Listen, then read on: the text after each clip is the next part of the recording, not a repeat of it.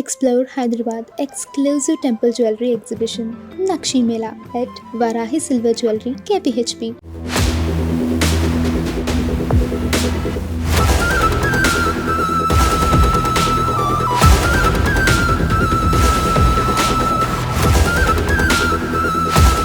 Visa renewal చేపిస్తానని మోసం చేసిన కేసులో లక్షల రూపాయలు వసూలు చేశారని యూట్యూబర్ రమానందన్ అలాగే ఆమె భర్త మధుకర్ అలాగే మధుకర్ తండ్రి మీద కూడా ఇబ్రహీంపట్నం పోలీస్ స్టేషన్లో కేసు నమోదైంది. ముగ్గురు పైన కూడా ఎఫ్ఐఆర్ నమోదు చేశారు పోలీసులు. అసలు ఏం జరిగింది, నందూస్ వరల్డ్కి సంబంధించిన రమానందన్ అలాగే ఆవిడ భర్త ఏం తప్పు చేశారు, ఎవరికి మనీ ట్రాన్స్ఫర్ జరిగింది, ఇదంతా కూడా తెలియజేయడానికి ప్రస్తుతం ఇబ్రహీంపట్నం పోలీస్ స్టేషన్ సంబంధించిన ఎస్ఐ రాజు గారు ఉన్నారు. సార్ నమస్తే. ఏం జరిగిందంటే ముగ్గురు పైన కేసు నమోదు చేశారు కదండి, ఎప్పుడు కేసు నమోదు చేశారు, ఏం జరిగింది? మాకు ఇబ్రహీంపట్నం మండలం వెస్ట్ ఇబ్రహీంపట్నం 22/11/2025 ఆ క్రమంలో ఆ సమయంలో మహమ్మద్పల్లి క్రాంతికుమార్ అనే అతను మాకు ఒక కంప్లైంట్ ఇవ్వడం జరిగింది. ఆ కంప్లైంట్ యొక్క సారాంశం ఏంటంటే, క్రాంతికుమార్ అదేవిధంగా వాళ్ళ మిస్సెస్ వాళ్ళు యూకేలో ఉన్న క్రమంలో వాళ్ళకి వీసా రెన్యువల్ కోసం అని చెప్పి అక్కడ జాగర్లపూడి మధుకర్ అనే యొక్క డిస్టెన్స్ కన్సెన్సీ వాళ్ళని అప్రోచ్ అయితే వీసా రెన్యువల్ చేయిస్తామని చెప్పి చెప్పడం. దాని క్రమంలో అక్కడి నుంచి వాళ్ళు ఇండియా వచ్చిన తర్వాత వాళ్ళతో కాంటాక్ట్ అయ్యి అదే డిస్టెంట్ కన్సల్టెన్సీ అని చెప్పి విజయవాడ, గుంటూరు, అదేవిధంగా హైదరాబాద్లో ఉన్నదంటున్నారు.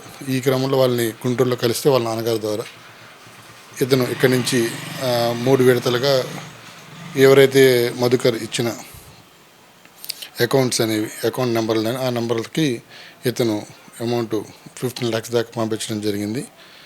తర్వాత దానికి సంబంధించి కాస్ట్ కూడా ఇస్తామని చెప్పారు, పంపించారు. ఫస్ట్ ఒకసారి పంపించి అది ఎక్స్పైర్ అయ్యిందని చెప్పడం, తర్వాత రెండోసారి పంపించడం, అది కూడా ఎక్స్పైర్ అయ్యిందని చెప్పడం. ఇలా చేస్తుంటే ఇతను కొంచెం డౌట్ వచ్చి మధుకర్తో మాట్లాడటం, సంభాషణ చేయడం జరుగుతూ వచ్చింది.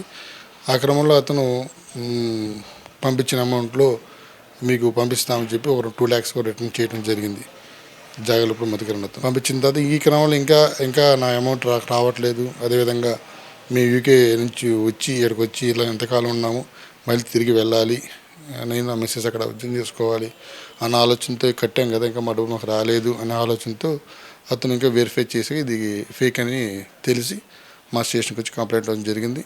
దానికి సంబంధించి ఎవరైతే దీంట్లో కంప్లైంట్లో ఉన్నారో వాళ్ళందరి మీద కేసు నమోదు చేయడం జరిగింది. ప్రాపర్గా మనీ వీళ్ళ ముగ్గురికే ఇచ్చారా సార్ ఫిర్యాదుదారులు? ముగ్గురికంటే ఒక 3 అకౌంట్లు అతను ఇవ్వడం జరిగింది. ఆ 3 అకౌంట్లకి మనకి ఏదైతే కంప్లైంట్ ప్రకారం ఉందో దాని ప్రకారం అమౌంట్ ట్రాన్స్ఫర్ చేయడం జరిగింది.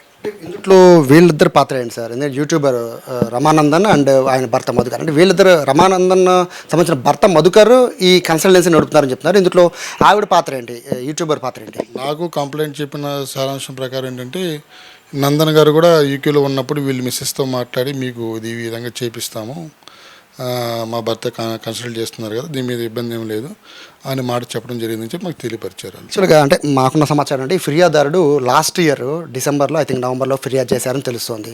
బట్ ఎందుకు సార్ ఇంత డిలే అయింది? అంటే వాళ్ళకి నోటీసులు సర్వ్ చేయడం ఇవన్నీ చేశారా? దీంట్లో డిలే అయితే ఏం లేదండి, యాజ్ ప్రాసెస్ విచారణ జరుగుతుంది. బట్ ఏంటంటే ఇతను ఏదైతే మధుకర్లు ఇచ్చిన అకౌంట్లు నెంబర్లు ఉన్నాయి కదా, వాళ్ళు అనేది అప్పుడు కొన్ని నెంబర్లు పని చేయకపోవడం, వాళ్ళ అకౌంట్లు అనేవి కొంచెం కనుక్కోవడం ద్వారా వాళ్ళు కొంతమంది ఢిల్లీ అని, కొంతమంది యుఎస్లో ఉన్న అకౌంట్ అని, కొంతమంది హైదరాబాద్ అని చెప్పి తెలిసింది.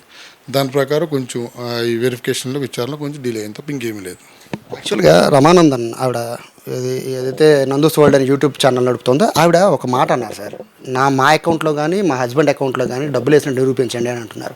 అంటే ఈ కేసు పర్టికులర్గా చూస్తుంటే డబ్బులు వేశారు అంటే డబ్బులు అడిగిన మాట వాస్తవమే అని చెప్పి వీళ్ళు చెప్తున్నారు, డబ్బులు వేసిన అకౌంట్ మాది కాదని చెప్పి వాళ్ళు చెప్తున్నారు. సో మాకు థర్డ్ పార్టీ కన్సల్టెన్సీ అని రకరకాల కారణాలు చెప్తున్నారు.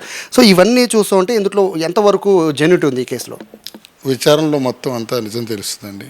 ఎవరెవరి అకౌంట్లో ఎవరు వేసారో, ఎవరి అకౌంట్కి వెళ్ళినాయి అనేది విచారణలో వస్తుంది. దానికి ఇబ్బంది పడిన అవసరం లేదు. లుకౌట్ నోటీసు జారీ చేశారని తెలుస్తుంది కదా, నిజమేనండి అది? లుకౌట్ నోటీసు జారీ చేస్తున్నామండి ఆల్రెడీ. యాక్చువల్గా కేసు నమోదు చేసింది ఐ థింక్ నవంబర్ డిసెంబర్లో అన్నారు, బట్ ఇప్పటికే 6 నెలలు 7 నెలలు అయిపోయిందండి. లుకౌట్ నోటీస్ జారీ చేయడానికి ఎందుకంటే డిలే ఎందుకైంది? అంటే వాళ్ళకి వీళ్ళిద్దరూ వచ్చి ఇప్పుడు కూడా ఫారిన్ సిటిజన్స్ అవడం వలన వాళ్ళ పాస్పోర్ట్లు మనకి కొంచెం అందలేదు. తర్వాత మా ఇన్వెస్టిగేషన్లో కొంచెం వాటిని కలెక్ట్ చేసుకున్నాము, దాని ప్రకారం లుకౌట్ నోటీస్ ఏర్పాటు చేస్తాం. కొంతమంది చెప్తున్న ఆరోపణ ఏంటంటే ఇప్పటికీ 7 నెలలు 6 నెలలు అవుతుంది ఫిర్యాదు చేసి, ఇంకా ఫిర్యాదులు చాలామంది ఉన్నారు, ఇప్పుడు బయటకు వస్తున్నారు అంటున్నారు. బట్ ఈ ముందే కనుక తీసుకున్న యాక్షన్ తీసుకుంటే ఈ 2-3 టైమ్స్ ఈ మధ్యకాలంలో వచ్చారు, దొరికే అవకాశం ఉండేది, బట్ ఈ కేసు ఇంకా ల్యాగ్ అయ్యే అవకాశం ఉంటుందని చెప్పి కొంతమంది కామెంట్స్ చేస్తున్న పరిస్థితి. కేసు కట్టినప్పుడు అయితే వాళ్ళు ఇక్కడ ఇండియాలో తెలియరండి. కేసు కట్టినప్పుడు ఇండియా తెలియదు, మేము కూడా అవకాశం చూసాము, వాళ్ళు ఇండియాలో లేరు. అయితే కేసుని చాలా స్పీడప్ చేస్తున్నారు ఇబ్రహీంపట్నం పోలీసులు. బట్ కేసు పెట్టి దాదాపు ఒక 6 months అవుతున్నప్పటికీ కూడా ఇప్పుడు కేసు వాళ్ళకి సంబంధించి పూర్తిగా వాళ్ళ అకౌంట్ డీటెయిల్స్ దగ్గర నుంచి మొదలు పెట్టుకుని వాళ్ళ పాస్పోర్ట్ డీటెయిల్స్ దగ్గర నుంచి అన్నీ ఇప్పుడు వచ్చాయి కాబట్టి లుకౌట్ నోటీస్ అయితే జారీ అయింది. ఖచ్చితంగా ఇండియాకి వచ్చే పరిస్థితి ఉంటే రమానందన్ కానీ ఆమె భర్త మధుకర్ కానీ ఇండియాకి వచ్చే పరిస్థితి ఉంటే ఖచ్చితంగా పోలీసులు అయితే అదుపులోకి తీసుకునే అవకాశం అయితే కనబడుతుంది. ప్రస్తుతానికైతే ఎఫ్ఐఆర్ నమోదైంది ఇబ్రహీంపట్నం పోలీస్ స్టేషన్లో. ఇంకా బాధితులు కూడా చాలామంది ముందుకు వచ్చే అవకాశం ఉందని కూడా సమాచారం వస్తున్న నేపథ్యంలో ఇట్లా ఏదైతే వీసా ఇప్పిస్తామని చెప్పి వీసా రెన్యువల్ని చేస్తామని చెప్పి ఇట్లా విదేశాల నుంచి ఆపరేట్ చేసుకుంటూ కూడా ఇండియా అకౌంట్లో డబ్బులు వేయించుకుంటూ ఇట్లా రకరకాల ఆరోపణలు వస్తున్న నేపథ్యంలో రమానందన్ ఒకటి చెప్తున్నప్పటికీ ఇక్కడ ఫిర్యాదుదారులు మాత్రం క్లియర్గా మాతో మాట్లాడిన ఆడియో రికార్డ్స్ దగ్గర నుంచి మొదలుపెట్టి మేము వేసిన అకౌంట్ నెంబర్తో పాటు అన్నీ ఉన్నాయి కాబట్టి ఖచ్చితంగా రమానందన్ ఆమె భర్త మధుకర్ కూడా చీటింగ్ చేశారని చెప్పి చెప్తున్న పరిస్థితి ఇక్కడ కనబడుతుంది. ప్రస్తుతం అయితే ఇబ్రహీంపట్నం పోలీస్ స్టేషన్లో అయితే ప్రస్తుతం ఒక కేసు అయితే నమోదైంది. కెమెరా పర్సన్ కృష్ణతో సాయి, సుమన్ టీవీ, విజయవాడ నుంచి.